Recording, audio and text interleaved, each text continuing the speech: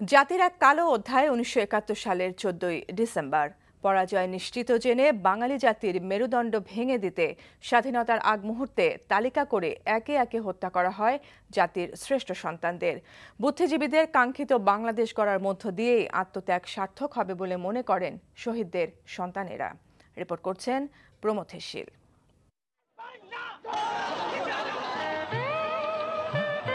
১৯৭১-এর মুক্তিযুদ্ধে বিজয়ের আগ মুহূর্তে হানাদার বাহিনী এদেশীয় দোসর আল বদর আল শামস বাহিনী অনেক বরেণ্য বুদ্ধিজীবীকে অপহরণ করে।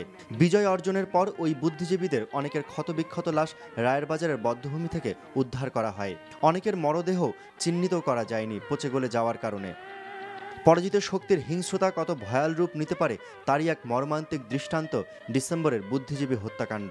ওনাদের বয়স কিন্তু অনেক কম ছিল, ৪০, ৪১, ৪২, কিন্তু সেই বয়সে কিন্তু ধরুন একজন শহীদুল্লাহ কায়সার সারেঙ্গ লিখেছেন, সংসপ্তক লিখেছেন।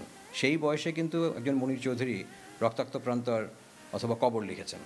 আমার বাবা কিন্তু বাংলা ভাষার ব্যাপারে যে রিসার্চ করেছেন, রবীন্দ্রনাথের উপর যে রিসার্চ করেছেন সেগুলো এখনও পাঠ করা হয় এবং ফলো করা হয়। এবং উনি স্বপ্ন দেখতেন যে শান্তিনিকেতনের মধ্যে একটা স্কুল উনি করবেন এই বাংলাদেশে, মোবাইলে আনন্দ কানন বলে, ওগুলো উনি ব্লু প্রিন্ট সব কিছু করে ফেলেছিলেন।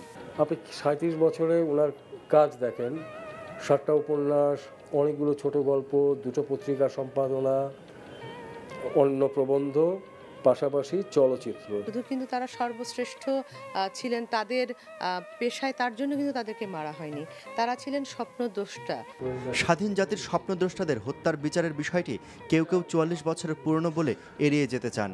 বুদ্ধিজীবীদের সন্তানেরা বলছেন, হত্যাকারীদের বিচার এড়িয়ে জাতির সামনে এগিয়ে যাওয়া কোনোভাবেই সম্ভব নয়। যদি দল, আদর্শ এবং তাদের অর্থনৈতিক ভিত্তি, এই তিনটি বিষয়কে এখন অ্যাড্রেস করা না হয়, তাহলে কিন্তু আখেরে বরং আমরা আরও বিপদের মুখে পড়ব। জামাতের মতো অন্যান্য ধর্মান্ধ সাম্প্রদায়িক যে শক্তিগুলো রাজনীতি করছে, সেগুলোর সমস্ত ধরনের ফাইন্যান্সিয়াল কানেকশন, ইন্টারন্যাশনাল সোর্স, এগুলোকে কেটে ফেলা হবে, যাতে ভেতর থেকে এই ধরনের রাজনৈতিক দলগুলোর প্ল্যাটফর্ম শুকিয়ে যায়। শহীদ বুদ্ধিজীবী হত্যার বিচারের মধ্য দিয়ে শহীদদের স্বপ্ন বাস্তবায়নে জাতি এগিয়ে যাবে, এমনটাই প্রত্যাশা তাদের সন্তান সহ সকলের। একটা সাংস্কৃতিক আবহ তৈরি করতে হবে, যেই সাংস্কৃতিক আবহ প্রতিটা মানুষের শিরায় শিরায় প্রবাহিত হবে এবং সে বুঝতে পারবে যে হ্যাঁ, এই আমার দেশ, দেশপ্রেম ব্যাপারটা সে উপলব্ধি করতে পারবে। তখন কিন্তু ওই মুখে মুখে মুক্তিযুদ্ধের চেতনা কি ৭১-এর বলিদান এসব বলার কোনো প্রয়োজন হবে না,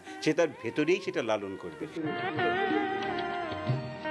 প্রমথেশ শীল, NTV নিউজ, ঢাকা।